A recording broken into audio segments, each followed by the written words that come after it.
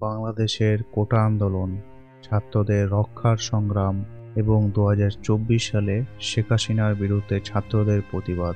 কিভাবে পুলিশ ছাত্রদের ওপর অত্যাচার করেছে এবং আমরা ছাত্ররা কি করতে পারি।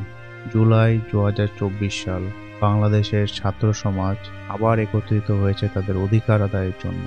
কোটা সংস্কারের দাবিতে হাজার হাজার ছাত্র রাস্তায় নেমে এসেছে, কিন্তু এই শান্তিপূর্ণ আন্দোলন অচিরে রূপ নেয় সহিংসতায় যখন পুলিশ ছাত্রদের ওপর অন্যায়ভাবে আক্রমণ চালায়। পুলিশের লাঠিচার্জ, টিয়ার গ্যাস এবং রাবার বুলেটের আঘাতে অসংখ্য ছাত্র আহত হয়। আবু শাহিদ মুগ্ধদের মতো কিছু ছাত্র প্রাণ হারায় পুলিশের গুলিতে। একজন ছাত্র বলেছিল, আমরা শুধু আমাদের অধিকার চেয়েছিলাম, কিন্তু আমাদেরকে নির্মমভাবে দমন করা হলো। আমরা ছাত্ররা কি করতে পারি? শান্তিপূর্ণ প্রতিবাদ। আমাদের প্রতিবাদ সবসময় শান্তিপূর্ণ হতে হবে। মনে রাখতে হবে, হিংসা কখনোই সবকিছুর সমাধান নয়। সামাজিক মিডিয়ার ব্যবহার। সোশ্যাল মিডিয়ার মাধ্যমে আমাদের আওয়াজ বিশ্বব্যাপীর কাছে পৌঁছে দিতে হবে। আইনগত পদক্ষেপ। আইনগত পথে আমাদের অধিকারের জন্য লড়াই করতে হবে।